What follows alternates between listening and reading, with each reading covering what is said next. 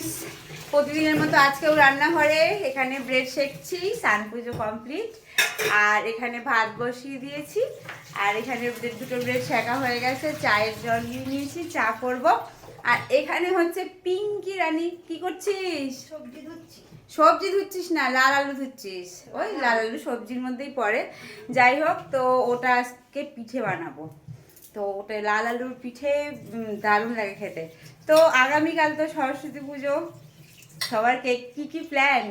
ও সেই মজা, সবাই তো ঘুরতে যাবে, একদম হলুদ সাদা শাড়ি, একদম সেই মজা। আমরা ছোটোবেলায় এগুলো করতাম। যাই হোক, বাচ্চাদের খুব মজা, বড়দেরও মজা বাচ্চাদের সাথে সাথে। তো আমি তো এখনও ঠিক করিনি কোথায় যাব, বাট একটু বেরোবো কাজ ধাজ করে। কাজ তো করতেই হবে, রান্না বাড়ি তো করতেই হবে, তো করে একটু বেরোবো। আর এখানে পিঙ্কি, কি ব্যাপার, কালকে প্রোগ্রাম? এদিকে টাকা ভাবিনি। হ্যাঁ, কালকে ভাবিনি, আমি কোথাও যাই না। পিঙ্কি যাচ্ছে হচ্ছে দীঘা, সেই একদম ট্যুর সেই ট্যুর দীঘা। তো চলো টাটা।